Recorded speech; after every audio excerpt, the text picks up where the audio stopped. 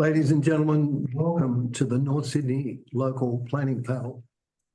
We have 5 matters that we're dealing with this afternoon, and the panel is charged with the responsibility of determining applications that are less than 30 million in value or have objections that are discrete and account for more than 10. The panel also deals with matters that are considered controversial or where there otherwise might be a conflict of interest. The panel would like to acknowledge the traditional owners of the lands in which we meet today and pay their respects to ancestors and the spirit past and present. Ladies and gentlemen, we have inspected all the sites this afternoon. We've had the benefit of briefing from applicants and objectors, and we've had a benefit of the briefings from council officers where appropriate. We've also received a number of reports and a series of recommendations on the matters that are before us. I would like to introduce to you the panel, and I'd start by just saying that I'm your chair today. My name's Gary Shields. I'm a planner and urban designer. I have worked in both local government and as a consultant. I also have a PhD in planning. I also did a period of time in the Land Environment Court, and I currently chair a few local planning panels. On my right. My name is Meredith Trevelyan-Jones. I'm here today as the community representative. I do have qualifications in architecture and in urban estate management, and was the director of an architectural firm for 20 years. Thank you. My left. My name's Brendan Randalls. I'm an architect and urban designer. I have about 30 years professional experience locally and internationally, and I'm on numerous design review panels and local planning panels throughout Sydney and Wollongong. Thank you. And further on. Robert Montgomery. My background is town planning. I've spent many years working in local government, state government, in various planning and executive positions. And for the last 20 years or so, I've operated my own private town planning practice.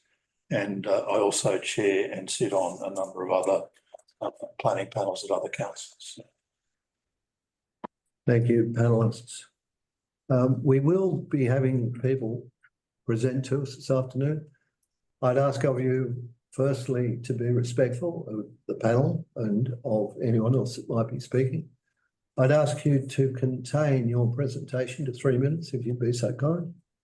And I'd ask you to not duplicate what others have said before. Point I should make is all of the panelists have signed forms to say that they don't have any conflict of interest, and with 2 exceptions. One is firstly the first item which we have, and that is a conflict because we have a councillor who is an adjoining owner and objected to the application. So to have complete and absolute arm's length deliberation and assessment, the council has engaged an independent consultant, and that independent consultant has prepared the report and has been presenting information to the panel. I would just point out that there are no council officers at the public meeting. They will not partake in the debate and will not be involved in any of the deliberations. The second conflict of interest relates to item 4, 40 Brightmoor Street. Thank you, item 4. And our panelists will vacate the room when that matter is considered. And in fact, when we were on site, didn't partake in the site inspection or any of the information that was passed at that stage. Having said that, can I move to item 1, which is the one which is dealt with by an independent consultant, and Mr. Mead from Planning Ingenuity has written a report that's on that particular matter. We have a number of submitters that I think are addressing us today. And the first one I have is Christine Covington.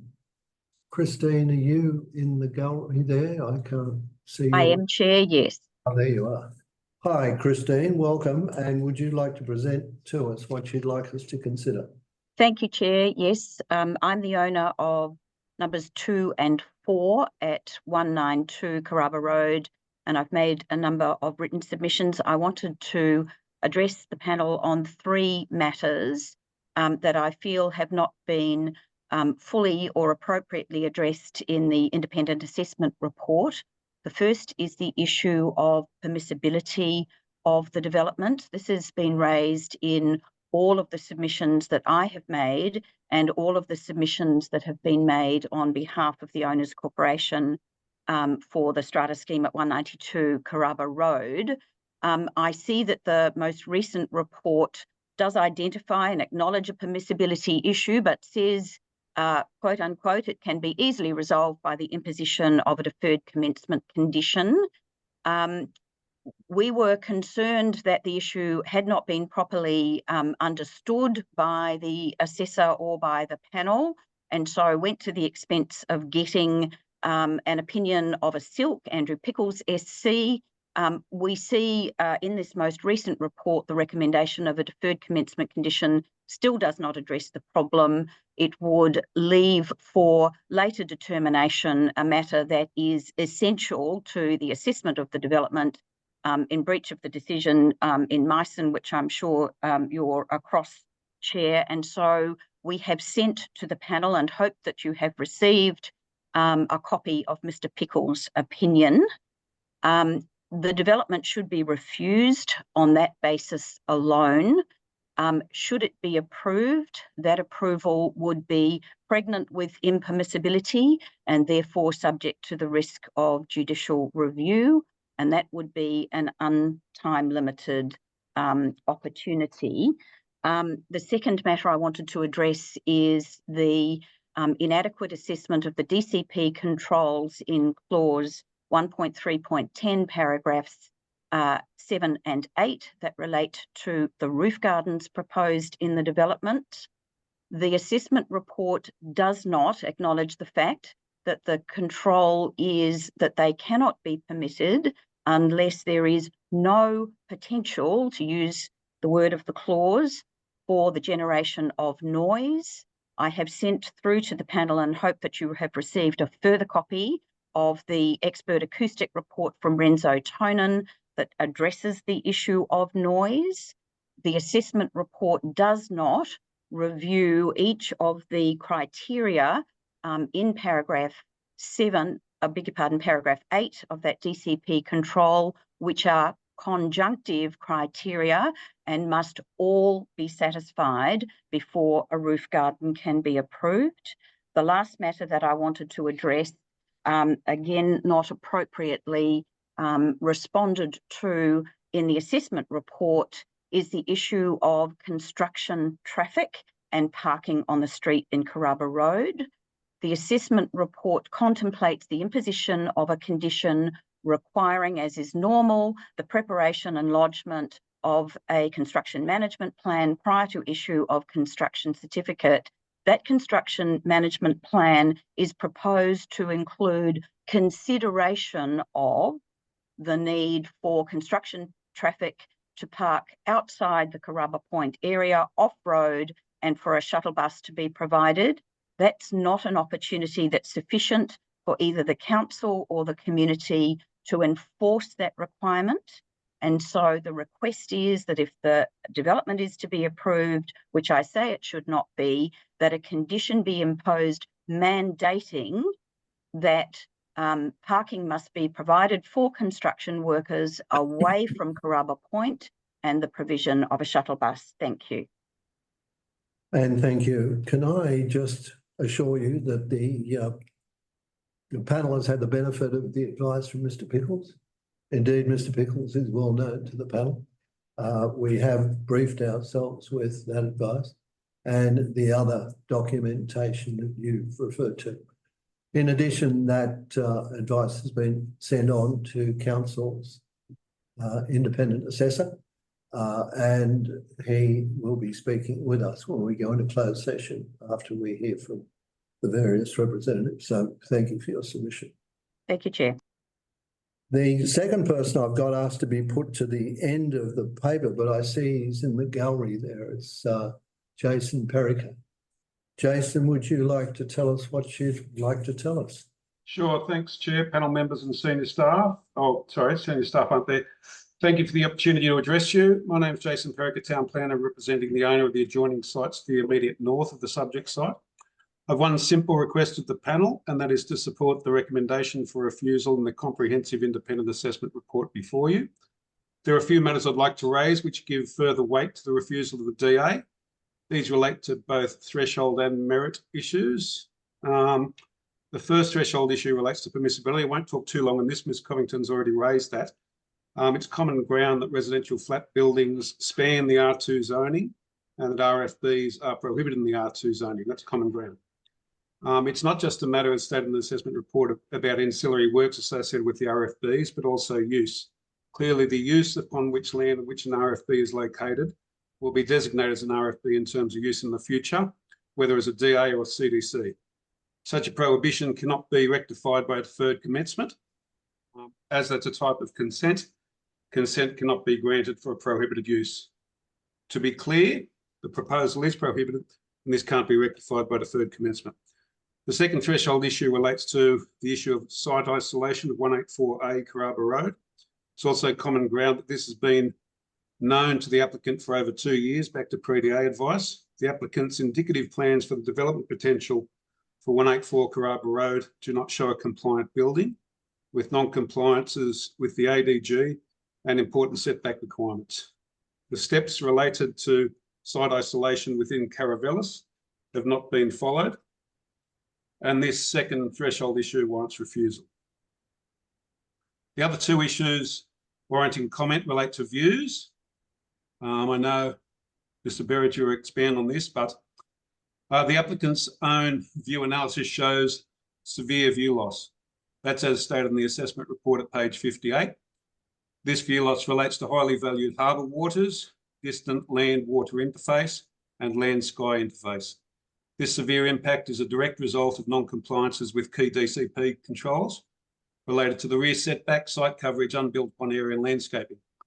These non-compliances directly cause a severe view loss. In terms of those key DCP controls, the DCP states their importance, and that's understandable given the lack of an FSR control. As outlined in the assessment report, the non-compliance is significantly underestimated by the applicant. That's to a degree of between 3 and 20%, as assessed in the independent assessment report. We calculate it to be more like 7 to 50%, because access handles in other areas which should have been excluded have not. Given the impacts arising from the significant and underestimated non-compliances with key DCP controls relate to severe view impacts, this also warrants refusal of the DA. Thank you for your time. I hope the panel doesn't defer this old and contentious DA again and agrees with the recommendation in the detailed assessment report for refusal. Happy to answer any questions. Panel have any questions? No. Thank you, Jason. The next speaker I have is Thomas Berigi. Are you there, sir? Yes, I am. Thank you. Thomas, we inspected your site today as requested, and I noticed we have two addresses. This is 184, and the other, which we inspected today, was 184A. And you're the owner of both properties? Yes, my wife is the owner of both properties, and I'm speaking on her behalf today. Okay. Thank you. Thank you. Thank you, sir. Would you please present your submission to the panel? Thank you. So we support the recommendation for refusal. There are many issues and adverse impacts on our properties, but we just wanted to highlight two today, and they both relate to 184A Carrabba Road, the premises that you visited earlier today. So within the proposal, the RFB described as Building A is immediately adjacent. When you compare the northeast corner of that existing building to what is proposed, being or the existing building that's already there that you would have seen, to Building A that is being proposed, it extends. The new building will extend approximately 2 metres further towards the waterfront, and something like 2.5 metres closer to our duplex at 184A. And in doing so, it obscures a substantial component of our existing main harbour views. And that's particularly the case for the lower apartment, where something like half the view is removed. Our experts have identified, as you've heard, that this view loss arises from non-compliant building form, as Mr. Perica has indicated, in particular, it breaches the building height plane. It also breaches the rear setback pattern across adjacent lots, it's also non-compliant, as Mr. Perica mentioned, because of the site coverage exceedance, and we think a compliant building could be designed within all those controls, which doesn't cause view loss. The second issue I wanted to discuss relates to privacy and potential view impacts from the rooftop terraces proposed on top of buildings C and D at the waterfront.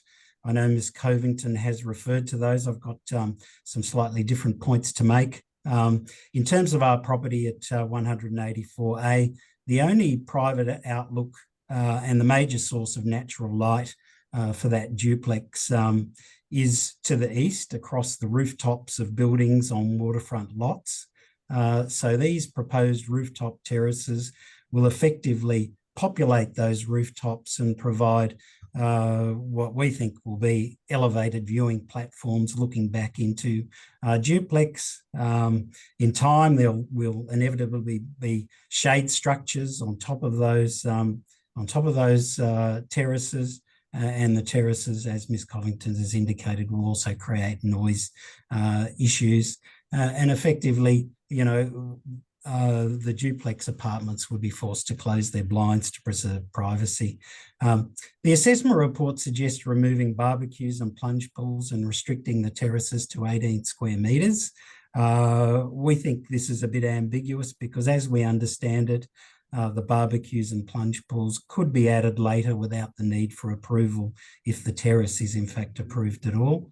And for conformance with the DCP, as we understand it, the 18 square metres should be applied to each building such that each apartment is limited to approximately half that, or 9 square metres of rooftop terrace.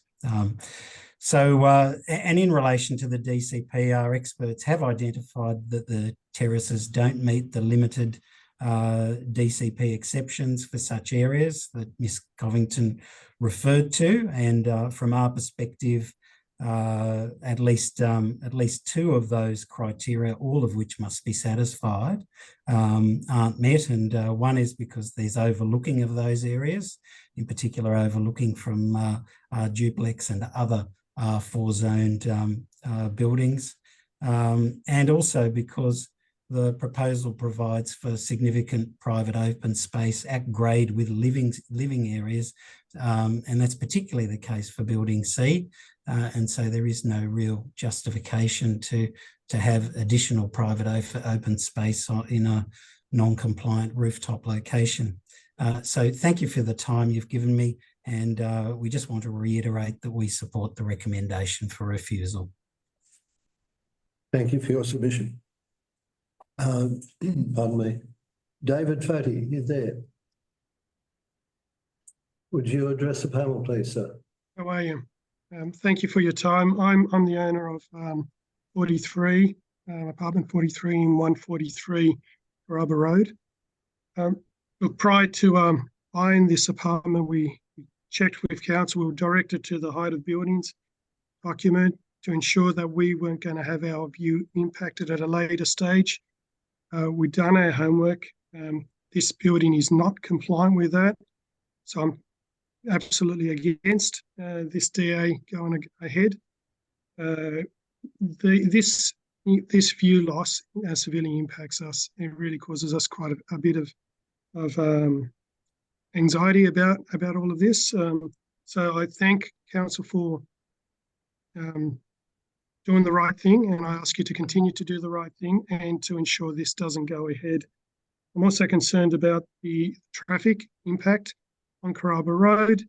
Having an elevator system without an adequate space for parking off the road, it could only lead to people stopping the cars on the road and further impacting an area which is just overly congested.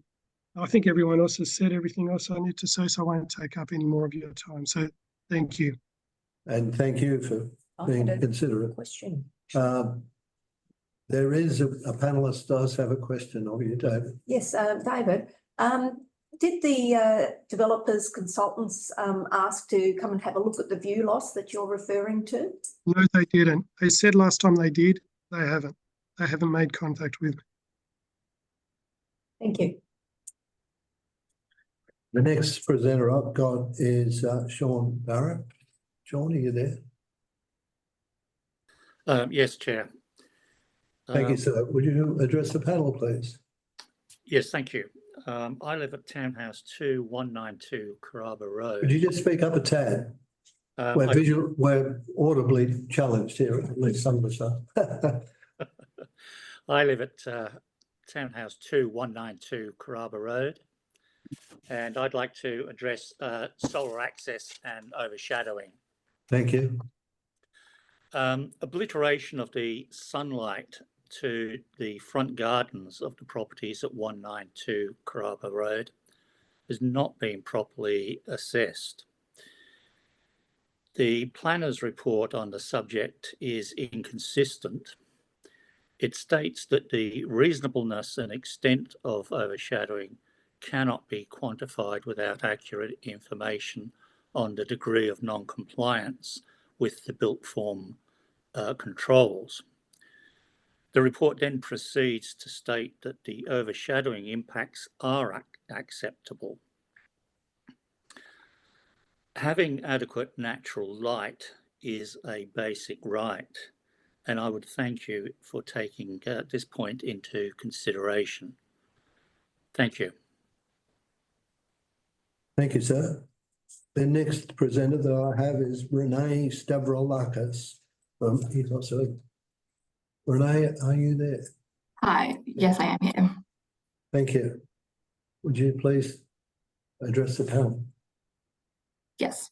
Hi, so thank you, panel members, for this opportunity to speak. So I speak today on behalf of the Owners Corporation of 192 Carrabba Road and the owners of 192A Carrabba Road. We ultimately support Council's recommendation for refusal and also to avoid repetition of recent commentary on permissibility issues, as well as unsatisfactory justification for contravention with the clause 6.12 residential flat buildings development standard in the North Sydney LEP.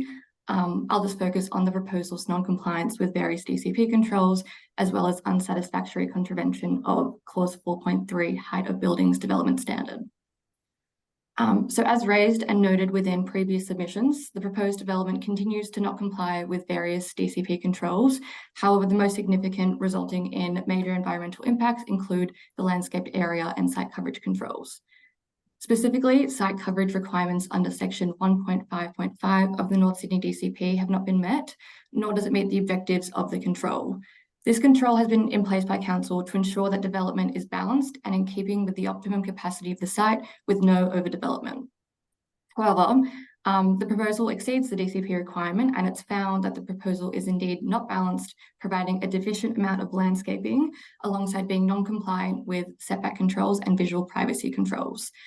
As such, the proposal can be deemed as an overdevelopment, which will generate impacts to various other environmental factors, such as reduced and non-compliant levels of landscaping, insufficient solar access to adjacent properties, excessive bulk and scale, and unnecessary visual impacts. The last point I'd like to reiterate is that the proponent has not sufficiently met the requirements for the clause 4.6 variation request to vary the height of buildings development standard, as they have not addressed a critical objective of clause 4.3.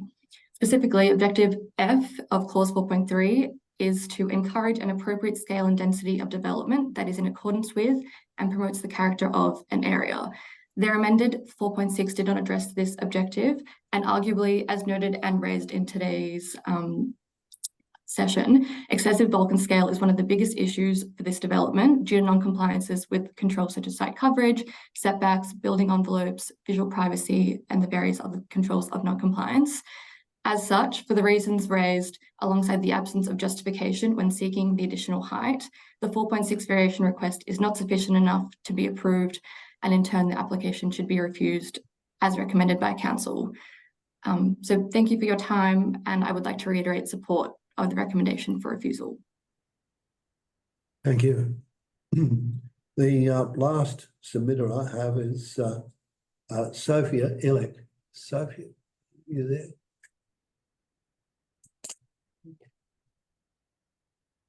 Maybe you're on mute. Sophia? You're on mute.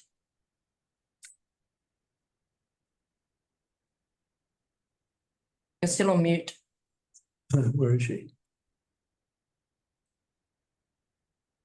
I can't see her in the screen shots. She's definitely there, but she's still on mute. You're still on Sophie, mute, can you Sophie. hear me? No, she's not. She's there, but she's still on. She might not want to talk. Sophie, you're still on mute.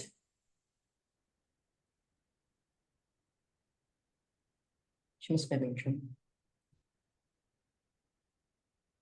I also have Helen O'Loughlin listed as an observer.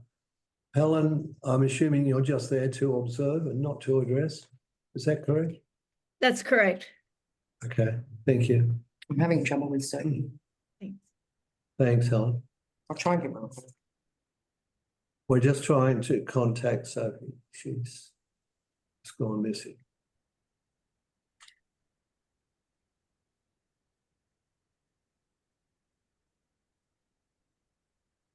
Is Mr. Mead online? Yes, I am, Mr. Chair. Mr. Mead, I don't propose to ask you any questions in the public meeting, but I do have some later on. Would you be available when we finish with the presentations? Oh, is this Sophie? So, certainly, Mr. Chair. Okay, You wanted to say? excellent. Thanks so much. I've got you down to speak. Okay, no problem. Okay, thank you then. Bye-bye. She doesn't want to speak. Okay, our final presenter doesn't want to present. So that concludes the number of presentations that we have. And Mr. Mead, we'll either call you or you might call us when we get back to that item. As far as item 1's concerned, we'll deal with that in the closed session. So the public side of that item is over. So if you wish as members of the public to move on and do other things, that's fine. Otherwise, we'll be moving on to item 2. Excuse me, Mr. Chair. Sorry, through you. I'm sorry, we've got the Applicants. I'm sorry, I do apologise. That's okay. Tina Christie. Thank you, Chair and panel. Sorry, Tina. No, that's Very fine. That's fine. Okay, I've got a number of people with me today, which I will defer to. I've got Jane Maven-Riley from Urbis, who will discuss the views, and Rafe Wilson from our architects, and also the client is here as well, Michael Pethaczynski, if you have any questions for him. Firstly, I just want to confirm that the panel actually received the letter that we submitted on Monday addressing the reasons for refusal. Yes, we did. Okay, excellent. So I'll just run through the proposal and then I'll address some of the concerns that were raised by the objectors. So I guess from our point of view and the client's point of view, Obviously, we believe that the proposal is a good project that actually works with a very unusual site, which has different zones and steep topography. We have resulted in a design that we believe minimises impacts and complies with the objectives of the LEP and DCP. With regards to the permissibility, I might draw the panel's attention to drawing number A010, which shows the grade line has the actual existing zone boundary. We believe that all of the residential flat building and associated parts of those residential flat buildings are within the R4 zone. The landscape terraces that were discussed in the report and by one of the objectors are not actually accessed for the residents of the R4. They are general landscaping that adds to the overall landscaping on the whole site. So I just wanted to make that clear. We believe that the RFBs are within the R4 zone. Obviously, the dual locks can extend into the R4, but anything associated with the RFBs are within the R4 zone. Excuse me, sorry. We believe the client has taken on board the panel's comments from the previous panel's comments. The building has been reduced. The height has been reduced where there is only minor variations now to some parts of the roofs. And we're talking 0.2 metres maximum in the R4 zone, and in the R2 zone up to 0.7 maximum. We've reduced the extent of excavation, and we've integrated the car lift at the request of the panel, which is a much better outcome. Buildings A and B have been compressed, and by doing that, we've improved the landscaping.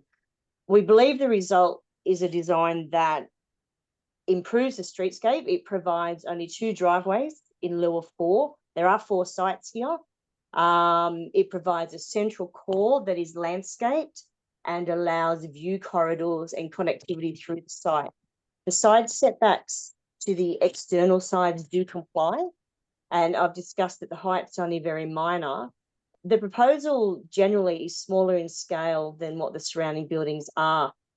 With regards to the site coverage, landscaping unbuilt upon, we don't agree with the assessment of the council officers, or the independent planners officers assessment. We believe that 3 of the 4 sites do comply. Now, remember, it is a council DCP provisions. The way that we've calculated it is we've taken into account the existing easements and rights of ways on the site.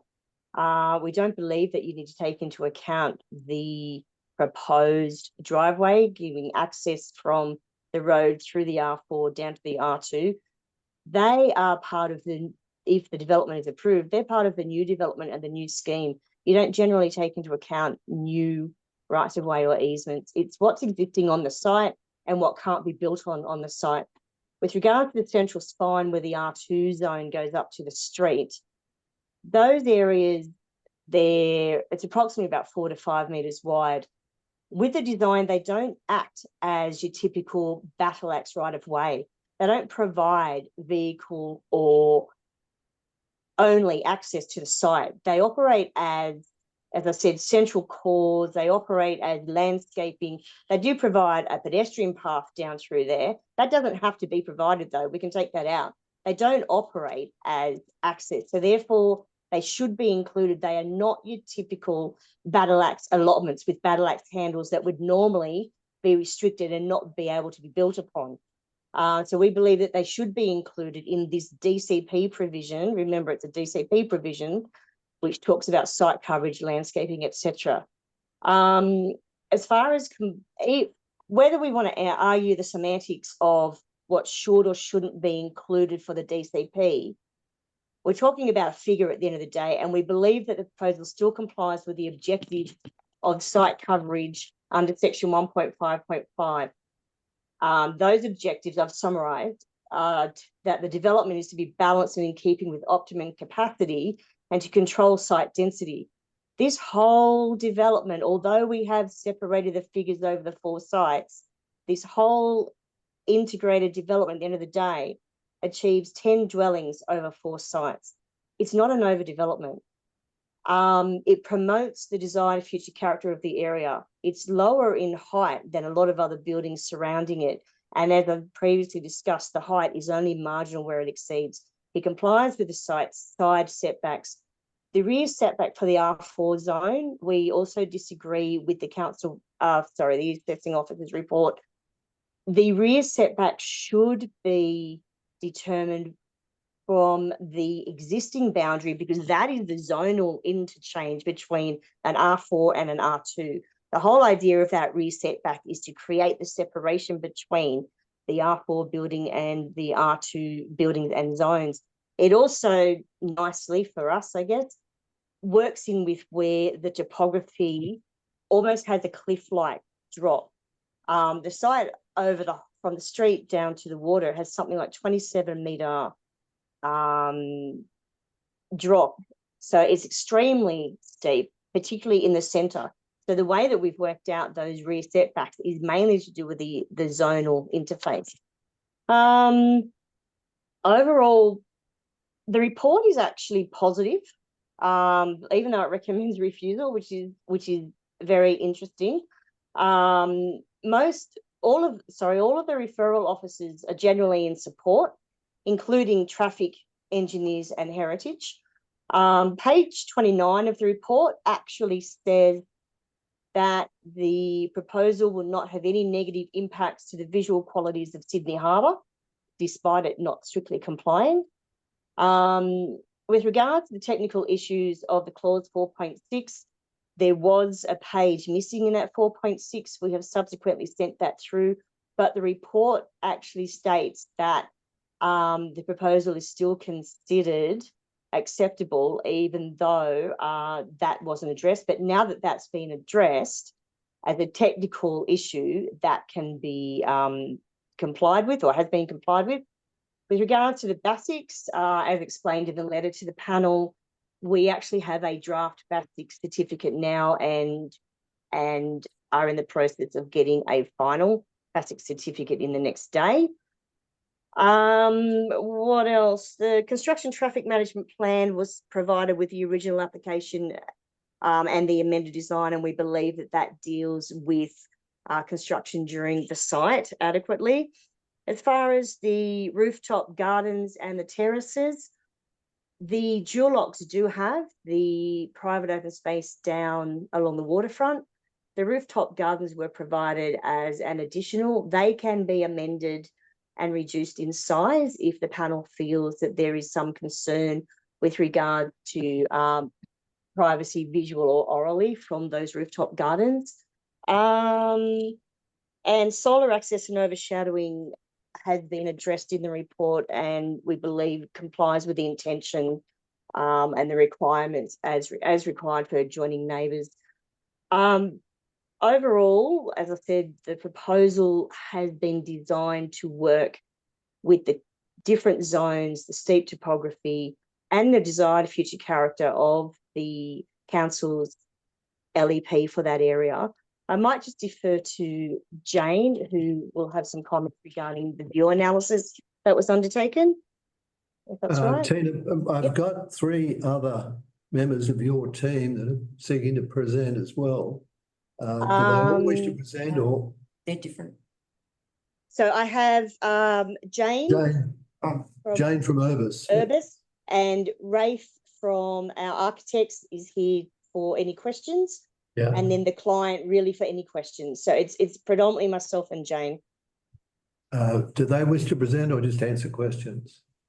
Rafe and the client just to answer questions. Okay. But I'll defer to Jane now, if that's okay. Jane, consider yourself deferred to. Do you want to address the panel or just answer questions? Thank you, Chair, and thank you, panel. I'm happy to just talk briefly. I know I will constrain myself to less than 3 minutes.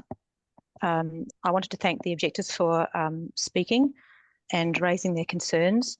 I would like to point out that we actually have attempted twice to contact all of the residents surrounding the sites. I have photographs of the hand-delivered letters for both occasions. So we did 2 reports, one in 2022, one in 2023.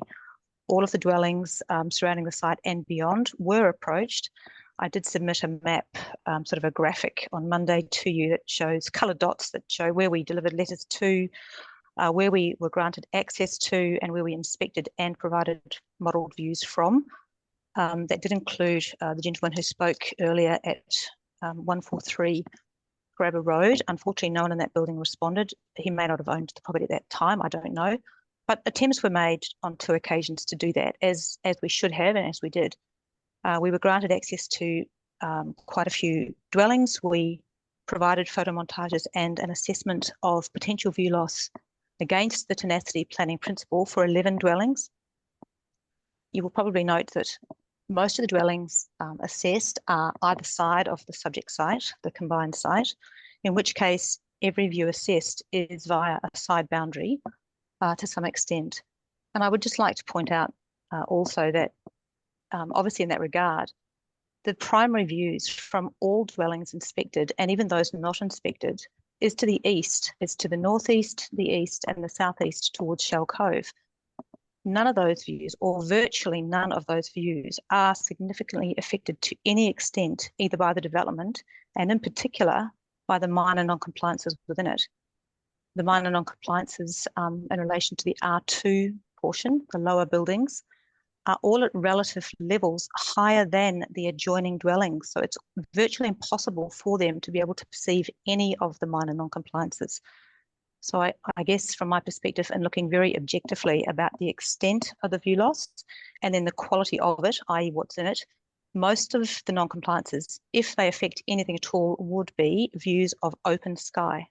They do not affect the scenic and, you know, the important elements of the view as defined in tenacity, the land-water interface, combinations of the open water, etc., etc. So on balance, when you consider objectively all the views from each dwelling, not just the photo modelled view, the montage view only, which is obviously isolated and a worst case scenario because we take it to look at the development, all the other views, the wide arc to the east and to the southeast, or to the northeast for the dwellings 192, etc., to the south, they're virtually unaffected. The proposal isn't even present in their primary views. So I just think if we step back and have a balanced approach, that the view loss, even notwithstanding the minor non-compliances, is really it arrives at a reasonable level for the whole dwelling, and so that's why both view sharing reports are able to support the development. I'm happy to answer any questions. Well, I'll just go to the panel. I'll just hear from everyone first and then see if the panel has any questions. Ralph Wilson, did you want to add to anything that's been said, or are you happy just to answer the question? I don't have anything further to add. I think Jane and Tina have summarised everything neatly, but I'm happy to stay on hand to answer questions. Okay. Panel, do you have any questions? Robert? No. I have a few. Yeah, there are just a few questions that I have that remain unanswered. Where were the condensers proposed to be located? Probably the architect. That sounds like one for me. Obviously, we haven't dived into that level of detail yet. There were some sort of preliminary discussions with the client. We know we have some areas down in the car parking levels which have good access to natural ventilation. We obviously want to keep it out of eyesight for the residents on site and neighbours. So that's probably an area we'd look at. Okay. Can I ask another question? Yes, sir. I'm just asking about the rooftop townhouses to the rooftops of the townhouses. The terraces, I just wonder why, can they be removed? I think Tina touched on that point in her response. Obviously, we accept that that's additional area to the sort of primary exterior space down at grade.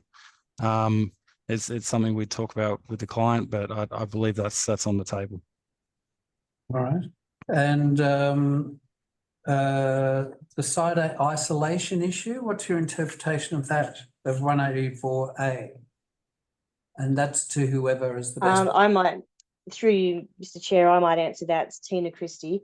So with regards to the site isolation, if you refer to clause 6.12 of the LEP, nowhere does it say that you have to actually approach the neighbours and apply to buy their site if you believe that the site can be built on and is not isolated. We have provided a scheme which shows that the adjoining site can be developed under the current controls. We believe it can be developed under the controls. So therefore, we don't consider that that site is isolated. So therefore, the client did not go the step further because it's not an isolated site. They can achieve a development within the R4 zone on that site alone. Thanks, Tina. Just asking, somebody referred to that scheme as non-compliant. Do you know what they're referring to?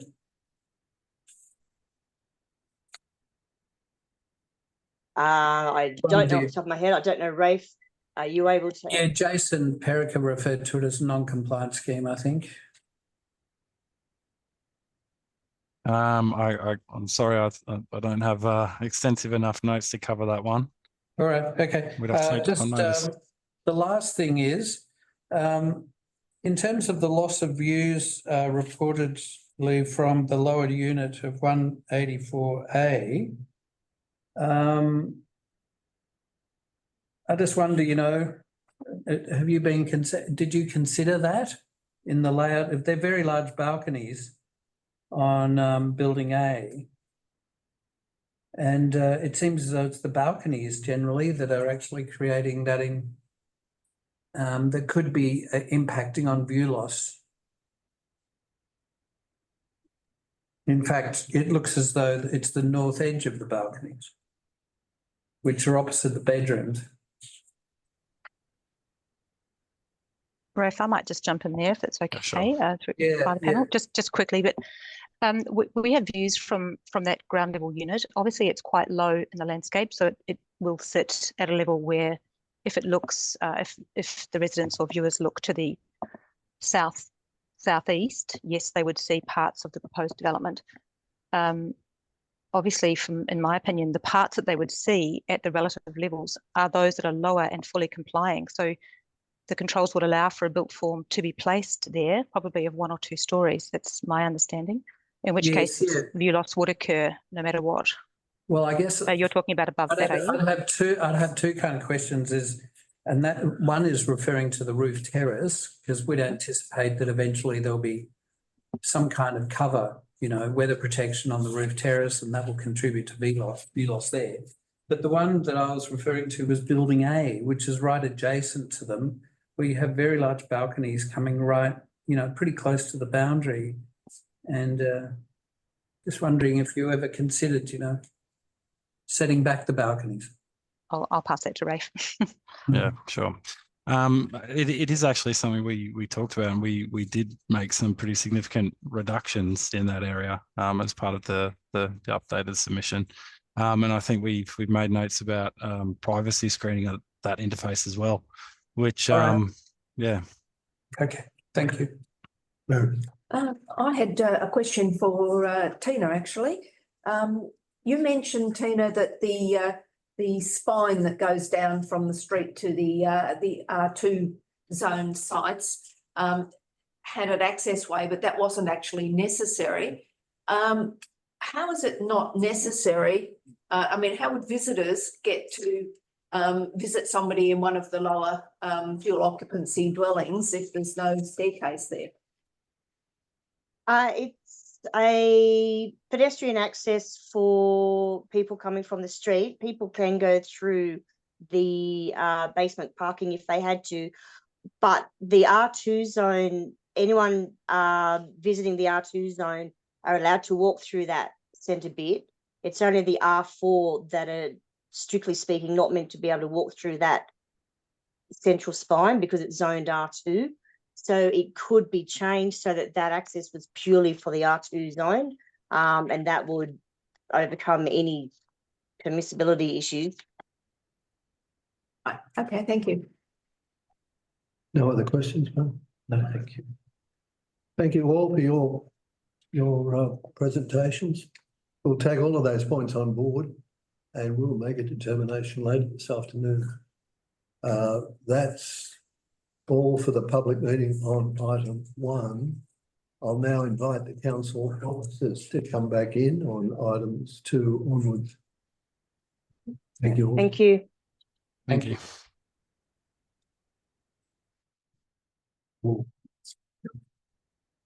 It's the last one, 40, so item 2 is fine. Thanks. Okay. So on item 2, and while the council officers are coming in, I have on item 2 no submitters, but I have 4 representatives from the architect, or sorry, from the applicant, including the architect, and we heard from them as well. Do you all want to present to us, or do you want to have a key person presenting and the others to answer questions? How would you like to play that game? The first one I've got is Dr. Amit Singer. You're on mute, sir. It's there on the screen. Do you want to ask if she wants to say something? Sorry, Tamia. I'm just being advised that I've got an objector. But Tamia. I'm just observing. I'm not presenting. So I like Tamina's from item 3. Oh, she's from item 3. Sorry. Yeah, a bit of My confusion. apologies. okay, sorry, back to where we were. Hello, it's Peter Dr. Hosking here, the Amit architect. Singer. Yep. I'm happy to sort of kick things off if you like. Yes, sorry, what was your name? Peter Hosking. Thank you, Peter Hoskin. Would you please just identify yourself? And present? Yes, I'm the architect working on Dr. Amarit's house. Thank you. So we obviously would support approval of this development application based on merit. We have an existing duplex building that requires substantial reconstruction and alterations to achieve construction compliance. It's important to keep in mind that this is a Class 2 building, that it's Type A construction, and obviously a building of this age falls very short of these requirements these days. And obviously, if we're going to do any work on the building, we're bound to upgrade the building to meet these requirements, and they are many in number. Key aspects relate to fire resistance, structural adequacy, insulation, noise, accessibility being a very important one. So there's quite an extensive list. So we engaged the services of a BCA consultant. I think there's a 51-page report there that sort of explains that sort of part of the process. So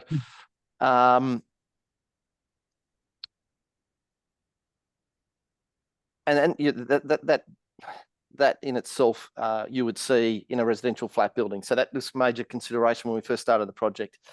Look, we understand that council has raised some concerns with 4 key items: view loss, site coverage, heritage, and building height. In relation to all those items, I'd just like to briefly touch on them. I might get Lance, our planner, to go into a bit more detail. But with view loss, we've gone to some lengths to, in fact, improve the view loss. We've reduced the carport on the street side of the dwelling in half, opening up the left-hand side of the view corridor down to the harbour, which I think is a massive win. We've made efforts to all the alterations that we've provided, we've pulled them back towards the street to reduce the impact. We've deliberately maintained the existing ridge height of the house to reduce any impact. And the only areas where we've actually breaching out of the existing roof line is to accommodate a lift and stair for access. We have tried to not do that. However, if you look at the plans in detail, you can see the quandary we have there with moving those around. having the lift pushed back as far as possible actually reduces any height impact. And in fact, the lift element is under the 8.5 metre height limit that the site has. Where we breach the height is the existing building already is over the height limit, hence the 4.6 that was submitted. So we don't believe there's any view loss impact. In fact, if you go up to Milsons Road and stand, you've got terrific views across to the harbour. So the neighbours even further up would have zero view loss, in our opinion. In relation to site coverage, we have deliberately located any extra floor space to the rear of the property again, and we've pulled it back underneath the building to minimise its impact. And really, it's just about providing a little bit more amenity to the house. We're looking at providing a gym and just a really nice master bedroom with beautiful daylight coming in through the lower ground terrace. And to counteract that site coverage concern, we have introduced some soft landscaping at the street side when we removed half the carport, and also included a roof garden similar to the neighbouring property. We believe that's got terrific amenity. Not only does it provide more views, it will soften the impact of that side of the building and create a lovely view from Milsons Road. I'll let Sam go through our heritage consultant in terms of the heritage items, but we fully intend to embrace the arts and craft details of the existing building. The current version of the house is very much been altered significantly since its original Class 1 dwelling, it now being a duplex that's been carved up over the years. So we really are keen to reinstate those details, and you can see that in the documents we've gone to a fair bit of effort to do that. In relation to the building height, I've touched on that. The main reason for the clause 4.6 is in relation to the existing building, which is already over the height control. And on that, we've, as I mentioned, deliberately pulled the bulk and scale of what we're doing as close to Milson Road as possible so that we could reduce the impact of any height. So really, the existing building is the only elements that are above the height plane. And that really sort of concludes my discussion. I'll hand it over to Lance. Lance Doyle, are you there? I am, Mr. Chair. Thank you for the opportunity to speak to this matter. My name is Lance Doyle. We're just not seeing you on the screen, are you? No, I don't have a camera on, I'm sorry. Okay. We can hear you though, so just identify yourself, please. And yes, my name's Lance Doyle. I'm a registered town planner and on keep behalf. your presentation not in duplication of what's been said, but as brief as possible. Thank you. Yes, I understand that. Thank you, Mr. Chair. Just going to the summary on page 2 of the report. The main issues are the overscaled roof addition, talking about retaining or sharing views. As Mr. Hosking just said, there is no change to the existing roof height, although it's non-compliant. And if you look at the page 13 of today's report, you'll see the amount of building bulk that's being taken away from the Cremorne Reserve frontage to reduce that bulk when viewed from Cremorne Reserve. The matter also goes to speak about an excessive bulk and scale with a large roof addition and dormer addition. This fails to acknowledge that a car space has been removed. The existing bulky garage roof structure at the front, which is boundary to boundary, has been removed. We're putting in a green roof incorporated within the new roof and a view corridor opened up on the southern side of the house. And if you go to page 37 of the report and the latest heritage letter and photos, you'll see visual evidence of that.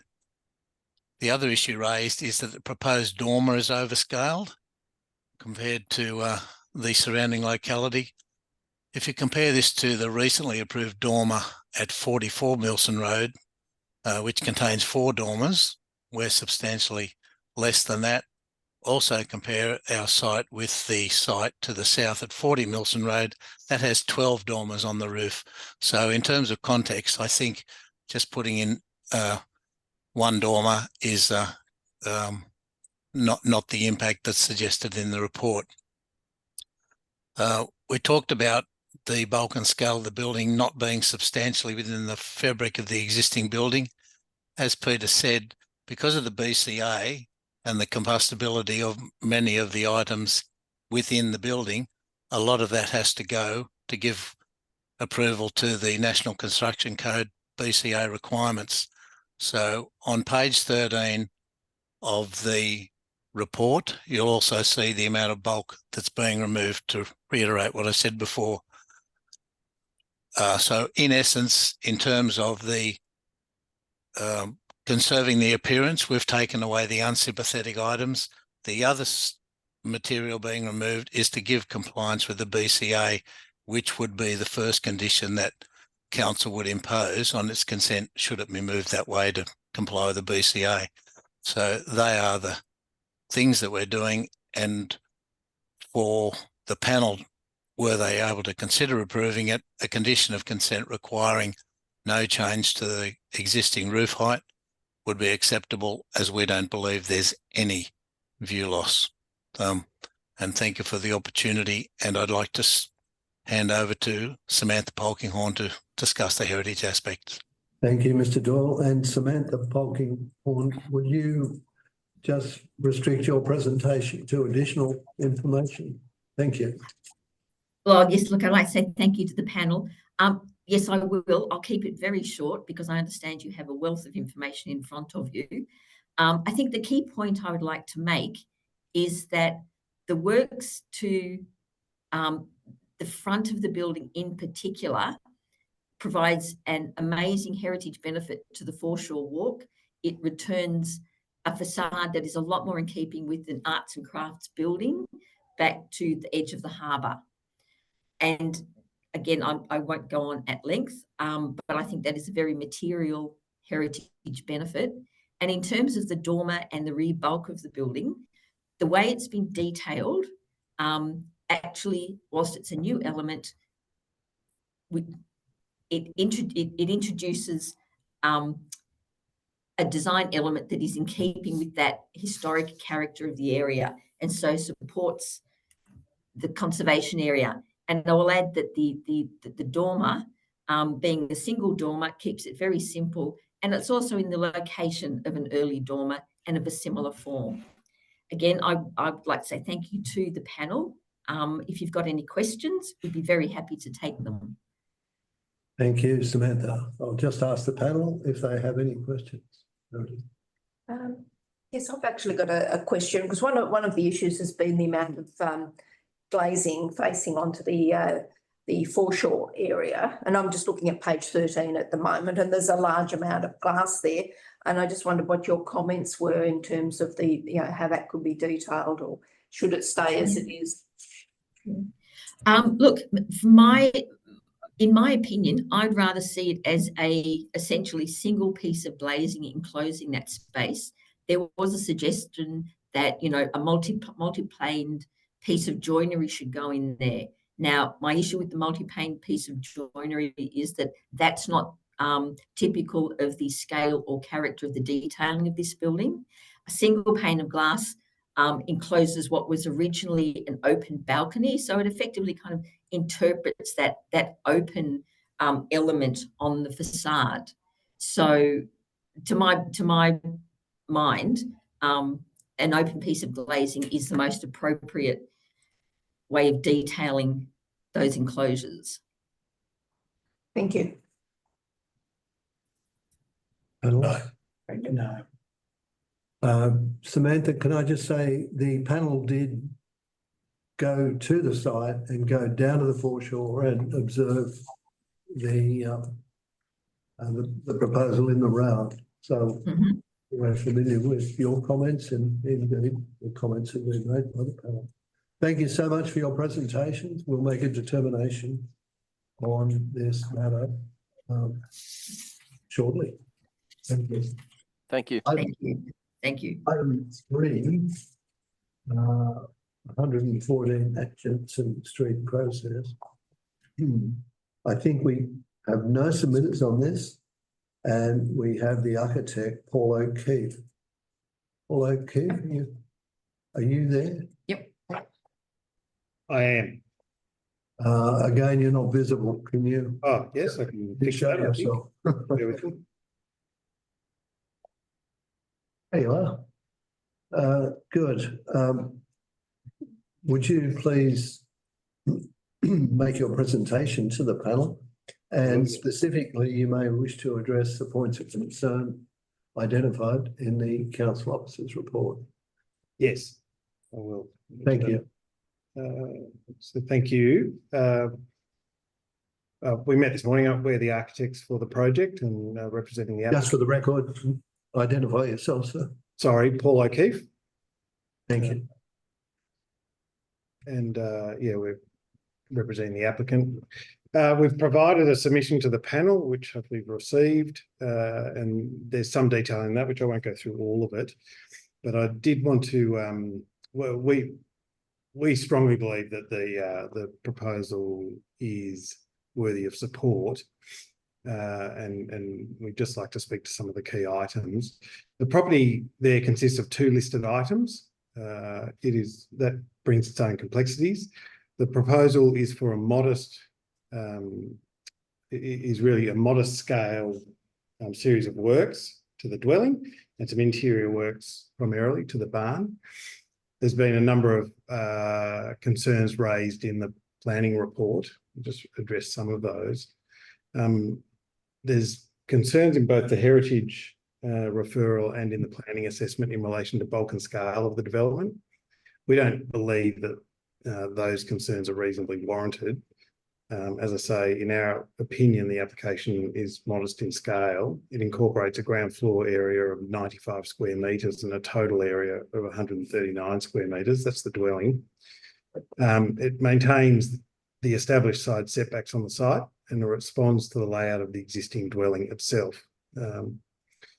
There's all new works are set behind, or when I say all new works, but the works that are of contention are set behind the existing roof, which has been retained.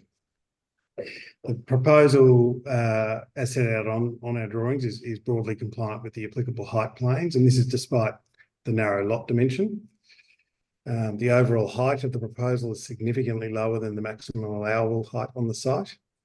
We've used a hip roof deliberately on the first floor to minimise the height, particularly at the front of the dwelling, and to conceal it behind the front roof when you take into account the location of adjoining properties and the significant planting in the frontage. But that hip roof, while also allows us to have a raked ceiling, and whilst that does create a maximum ceiling height of 3.4 metres on the first floor, which is picked up in the planning report, this is at the highest point of the ceiling. But that raked ceiling has been deliberately adopted as it allows the lowest possible side walls to the first floor, and these are less than 2 metres high. Just in follow-up to Mr. Randall's query this morning, we've just had a quick check of whether there's potential to lower that. And no, that's been designed, that's bang on minimum compliance with the BCA for minimum room heights throughout the space. So that's how that was derived in the first instance. So there was some discussion, I think, in the assessment or in some of the discussions I'd had with council's planner that a flat roof would be better. That would result in sidewalls which are at least, we think, 800 mils higher than the current ones, which would substantially increase bulk and scale and would architecturally, I think, wouldn't be responding properly to either the existing dwelling or, importantly, the barn at the rear. There's concern raised about site coverage in the proposal. And whilst the proposal doesn't achieve the site coverage controls, that in itself isn't resulting in any excessive bulk or scale of the proposal. Again, we've got a floor area of 95 square metres in the house, but importantly, the assessment report fails to take into account in any way the impact of the barn on site coverage on the site.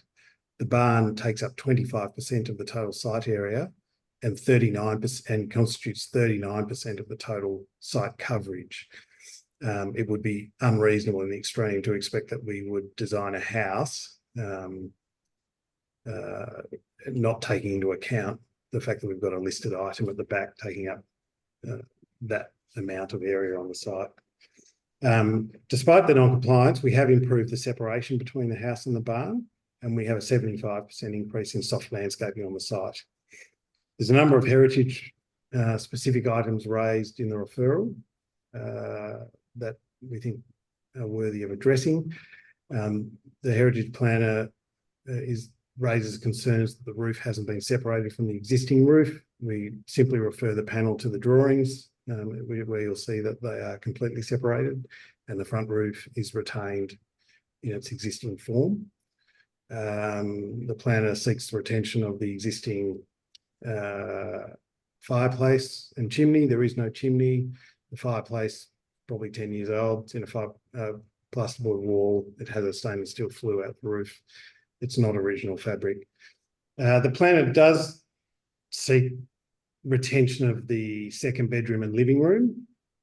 We think on a site which is as constrained as this, that's an inappropriate thing to do.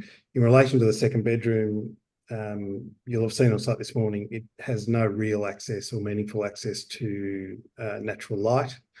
It's heavily overshadowed by planting, which council in the landscape referral requires us to retain, and which we plan to retain anyway, and is also adjacent a 6.5 metre high boundary wall on the adjoining property. We have submitted follow-up plans to retain the corridor wall, which originally we'd taken out to introduce light into that part of the house. We have submitted plans to retain that. We think, though, that the use of that space for a bathroom and stairwell is appropriate and provides for better amenity for living spaces in the house. Similarly, there's a note that the heritage planner would prefer that the living room, which is the third space in the house, is retained. Retention of that room would mean we couldn't really achieve a second story. It would push the second story up another metre and a little bit because we'd have to retain a floor height at the current height rather than being able to step the building down, which is currently proposed. Would also mean we wouldn't be able to create a meaningful or meaningfully sized living area in the property, and we're just stuck with these various small areas. Importantly, that living area similarly has no meaningful access to natural light other than a skylight, and it is obviously appropriate to move the primary living areas to the back where we can provide them with direct northerly sunlight, which is the proposal. We have had concerns with this application in the process that's been adopted by council. We don't feel that there's been a reasonable approach to the application. We received a letter requesting withdrawal. It was clear in discussions with the planner that were held immediately after receipt of that letter that council wasn't open to considering further input on the application, which surprised us. We sought to make submission to further inform council's assessment. We note that the assessment was completed prior to the end of the 14 days that we were provided to respond to their initial letter, confirm that we'd sought an extension to that period of time and received no response from council. We feel a little bit in this instance that an initial passing assessment has been made and that has become fixed, and I think without reasonable consideration of the context of the site itself or the proposal that's been put forward. So we think that what has been proposed is a reasonable and modest proposal, and that significant effort has been made to minimise bulk and scale of the development and to ensure an appropriate architectural form that takes into account the dwelling itself and, importantly, the form of the barn at the rear. Okay, could you wind up there, sir? I have. That's Oh, it. you have. Thank you. Perfect timing. I'll just see if the panel has any questions of you. I have one to start with. Yes. There's a comment in the council officer's report. I'm sure you've been asked this, about no information being provided to support the use of the barn as a secondary dwelling. Is it a secondary dwelling or is it part of the principal dwelling? It certainly has the potential to be a secondary dwelling. Yes, we would have to, we'd have to go and dig further. So we're aware of approvals for it to be wholly a dwelling, and there's details of that actually included in the assessment report. We had included that terminology on the basis that that was our clear understanding of the property.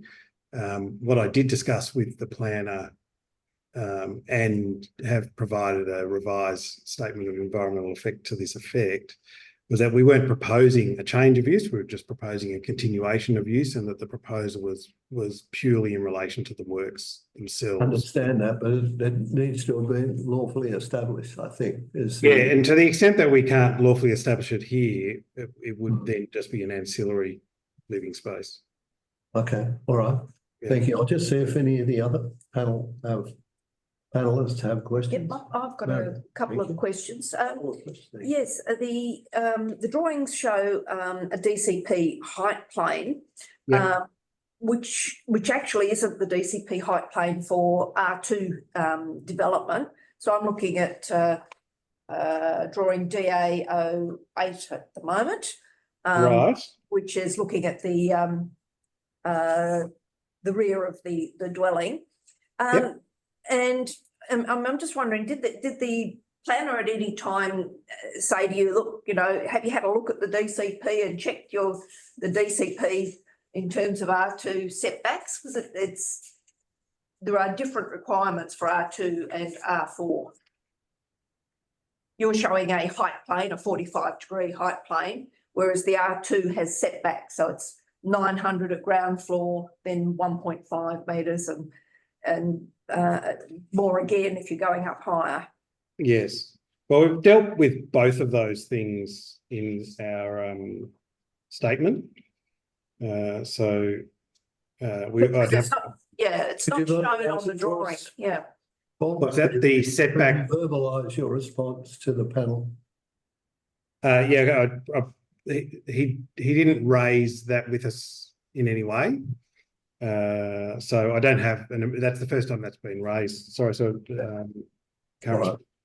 Okay, so at the moment it shows a 1300, this is the second story, 1300 setback on the west side and 1280 on the east side. That's what's shown there. That's okay, right.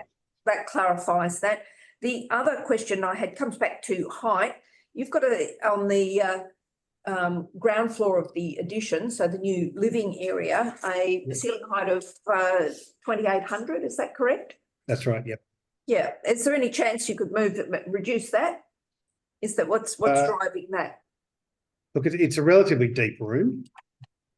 So we're trying to get sun as deeply into it as possible, but also just to make it as livable as possible. So the answer is yes, there's always potential. But we had reduced it from what it is now. I think the owner wanted 3 metres. We've set it at 2.8, which she was happy with in context of everything else. Look, the short answer is yes, there's potential for that, but it's not desirable. Thank you. Thank you. Any other questions from panelists? No, from me. Just one from me, and please don't take this as an indication of what the panel might be thinking. No, that's okay. But following on from the chair's comment about the use of the barn, if a consent was to be issued with a condition, if a consent was to be issued I gather your client would not object to a condition that the barn is not to be used as a separate dwelling. Look, I don't know the answer to that, but we have discussed the matter when it first came up and prior to us relodging. I think the only point at which they would have a concern is if we were able to demonstrate through going further back in council's record that it was an existing secondary dwelling. But if it's not, there's no one seeking to change it. Okay, thank you. If that makes some sense. Sorry to give. Yeah, no, that's okay. It's it's a question that without instructions is probably difficult to answer. So that's fair enough. Thank you. Maybe just one last question. And this again is not suggesting anything that we're about to decide. Yeah. But did you look at other locations for the stair? There's generally a pattern in the street where the front pavilion is kept in its the integrity of the front roof is kept. Yes. Then beyond that, there's a stair and an upper addition. No, that would traditionally be how we would address, because this is really a semi-detached plan layout, would be how we would address that. The difficulty in this instance was and is that we can't push the building further back. So we're heavily constrained at the back because of the barn. We need separation between the two. And so at the rear, we're quite constrained. And we've had to prioritise living spaces to be at the north rather than stairwells and bathrooms, which is normally we would try and retain those into that second bedroom. The other issue on this particular site is that second bedroom is of such low amenity that it's just inappropriate to retain it as a bedroom or living space. So so that's how those. There's also the just normal issues of moving a stair further back, and we probably have to run in the other direction, and we just start to chew up a lot of space through the house, which we couldn't get back. So it's really a matter of planning efficiency. Thank you. Thank you, Paul. And if there's no other questions of Paul, thank you for your presentation, and also thank you for meeting us on site and the description which you gave us. Thank you. I appreciate the opportunity. Thank you. We have one last item, and one of our panelists is going to leave us for that item. And we have Tamina Mystery, as she was on our screen a short time ago. Is she still there? Tamina, are you still there? Hi, yes, I'm here. Okay. Do you want to? I can hear you. Do you want us to see you as well? Yes, I'll put it on. Thank you. Thanks for being so patient. That's okay. Thank you. Would you like to address the panel and be as brief as you like, just for the record, state your name? Yeah, my name is Tamina Mystery.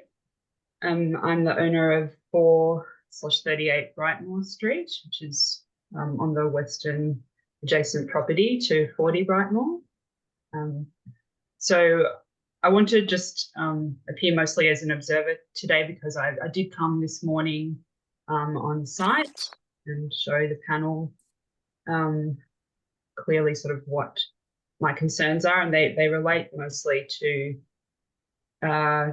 two new structures that this state DA is proposing on the western boundary between 38 and 40 Brightmoor Street. One is a car stacker and the other is a bin storage area.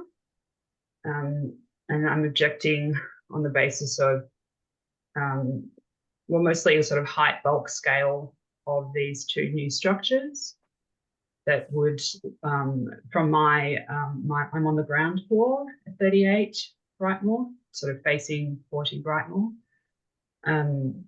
And these two new structures from both my living and my kitchen windows, it's just like it's a new aesthetic issue that is not there now and would change the outlook from my property, which I object to. And I'm basically asking for the design to be changed of this DA in relation to these two structures. If they can be moved to the other side. I read the report of council, which I put in my written submissions to the panel. I believe it's at page 37, that the council sort of gives a reply to the objections that the owners of 38 Brightmoor have made about these two new structures. And it seems to me that they're sort of prioritising the way it looks from the streetscape, and native vegetation on the eastern boundary, over the sort of issues that the owners at 38 Brightmoor have raised about these two new structures, and the way they would look from the two corner properties, so my property and the property above. Okay. Both the kitchen and kitchen and living windows. Yeah, so that's mostly. Thank you for your comments, and thank you for attending on site. And yes, the panel has noted your concerns. Thank you. Mark Walsh, you were also on site, were you not? Yes. Would you address the panel and identify yourself to address the panel? Thank you, sir. Thank you to the chair and panel members. My name is Mark Walsh. I represent my daughter, Melissa Walsh, who owns the upper unit on the eastern side of number 38 Brightmoor Street, directly above Tammy's unit, or Denis's unit. Without trying to duplicate too much, I'll keep the proposal council's report in relation to our concerns in the garbage room and waste rooms by basically suggesting they move it half. Currently, it's being proposed to be right on the boundary, and they're proposing to move it 500 millimetres or half a metre from the boundary. This still would not allow any sufficient. In the other proposal was that they were shortening of the garbage or waste room from the back, which is basically the northern side of the stacker, to allow a little bit more vegetation space. But this really, in our opinion, this does not satisfy our concerns with regarding the considerable bulk and scale of the combined, especially when you combine it with the existing unit building and the garbage bin car stacker structure, especially when, as we were on site, showed you the topography does drop considerably. So you have got this considerably large wall, literally right outside the principal living areas of both of those units, and you would definitely be boxed in. In essence, I believe, which I did suggest, the reduced garbage waste room could be relocated to the eastern side of the car stacker, which would effectively remove that part of the structure off the boundary or near that side of the boundary. And with the car stacker could be, as just move 500 millimetres further to the east, away from that boundary. This would give a slight offset to the main residential building, which would considerably reduce the bulk and the scale as when viewed from the unit in number 38 Brightmoor. The entrance walkway bridge, the report suggested it needed to be where it was with flooding. And my understanding is that could still come in at an angle to the front door, with the proposed garbage room being moved to the other side of the stacker, basically with the suggested arch, in the way the water goes up and down. And the other point which was flagged of why they felt they could not, had no other alternative, was the waiting car bay, which could, is no further east of the existing car bays that are sitting there, that still would be well clear of the significant gum tree, which of course the council and most of the party or everybody's keen to preserve. That proposal, the main benefit would of course allow is the existing vegetation, which is reasonably substantial, to remain on that eastern boundary of, or the western boundary of number 40 and the eastern boundary between 38 and number 40 Brightmoor. That would give a green buffer, which would reduce the effect of the significant bulk and scale of these combined structures. Thank you for your time. Open to any questions. No, I think we're clear of your concerns and Tamara's concerns, and we'll take those on board when we make our determination shortly. Thank you again for being on the side and for your presentation, succinct presentation just now. That concludes. Anthony. I'm sorry, we do have Anthony Beatroth. Yes, how could I forget Mr. Beatroth? Are you there, Mr. Beatroth? Yes, I am. Thanks very much, panel. It's good to see your smiling face. Would you like to present to the panel? And thank you, and thanks for the submitters as well. I think we've noted the deferred commencement conditions, and be happy to add item G, that the western setback be landscaped. I know it would be 500 millimetres, but I think that would be sufficient in achieving some sort of softening of that built form. You would note from the floor plan relationship between the bin room and the neighbour's property, there is very little overlap of the built form. I acknowledge it would be visible, but I think with a 500 mil setback and the provision of landscaping within that area and the reduced height as stipulated in the deferred commencement conditions, I think that would ameliorate the concerns that have been raised. Anthony, sorry, I thought you'd finished up. I was just going to say, besides that, happy to answer any questions. The question I have is this: support recommendation. You heard the submitters. They're suggesting that the structure that's proposed on the boundary be removed further away from the boundary, and the panel's looking at that consideration. How would you or your client feel about that? That would then interfere with the lobby entrance, because you can see the entrance to the building as a clear line of sight between the street and the lobby. Shifting it to any greater degree, I think, would conceal that entrance to the building. Right. The only other alternative I could see was removing the waiting bay or replacing it, but that was imposed by council, notwithstanding traffic engineering advice that there would be a less than 2% chance of any vehicle coming and going at the same time. That's having no other consideration to any flooding issues. But I think the provision of the 500 mil setback, the lowering and the reduction in length, etc., and provision of landscaping would address that issue raised by the neighbours. Okay. Any questions, Mr. Beatrice? One from me, Anthony. I noticed that one of the deferred commencement conditions requires you to lower the building by 500 millimetres. I'm not sure if you're aware of that. If you are, has your client had the chance to see how that can be achieved? We've had, and we would prefer it to be 200, noting that the proposed height is slightly 6 centimetres below the existing overall height, and that it does present to the street 1 to 2 stories and well below the anticipated height to the street presentation.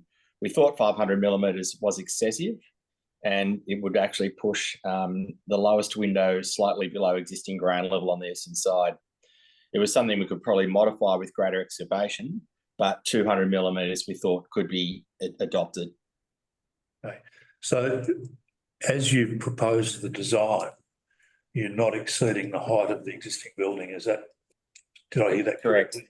Yeah, the existing ridge is 6 centimetres higher, If we went to 200 mil reduction, we'd be 200 mil plus 6 centimetres below.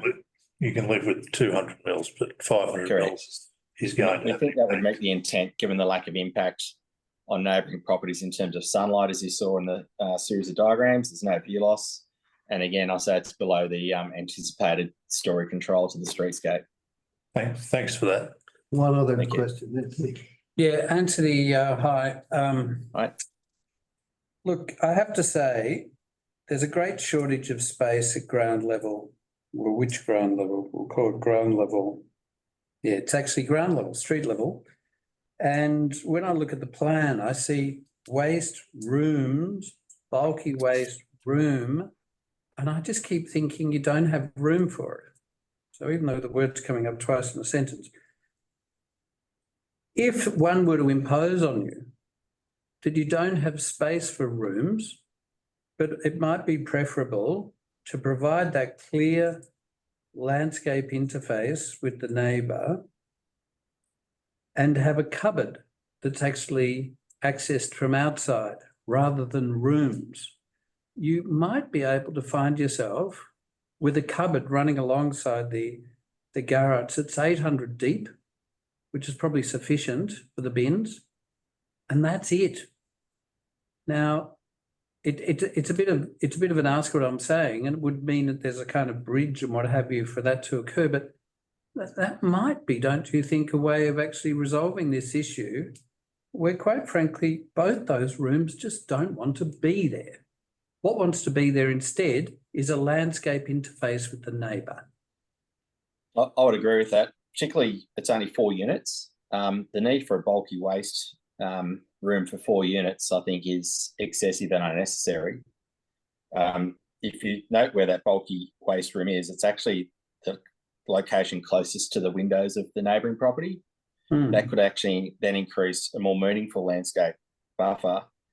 And then I think the other waste room could potentially stay where it is or just adopt the 500 mil setback. But if you we're actually thinking that the way the design has evolved and is that you have a very wide structure out in front of the house. If that structure were to become much more compact, meaning that instead of rooms, you have just continuous cupboard right along one of the walls, continuous cupboard, access from the outside. It could even be accessed from the inside of the garage, but it's just an 800 wide zone. Surely that would mean, with a little bit of pushing of it, you could establish a direct line of sight. I know it's on another level with the stairs down below, but it just might be a way that you just allow your neighbours to have a landscape interface. If the doors are on the western side, though, it might be something that's not pleasing to the neighbours in terms of movements adjacent to their side, whereas it's fully contained at the moment. As I said, it might be a cupboard on the inside of the garage. Yeah, but I think with the mechanical device, you stand on the turntable and you take out your rubbish. It just seems as though there's a way of compacting it so that everybody can be happy. I agree, and I'd certainly consider that, and I think we'd accept that because I agree. A continuous landscape buffer on that western side would be preferable. Yeah, okay. Just thought I should mention that because it's liable to appear in words. No, I appreciate it. Thank you. Thanks, Anthony. No other questions? Thanks very much. Anthony? Thank you, everyone, for your... Thank you all. Have a good day. Thank you. And we'll make a determination very shortly. Thanks very much. Thank you. Peter, I think we're declaring the meeting closed. Okay.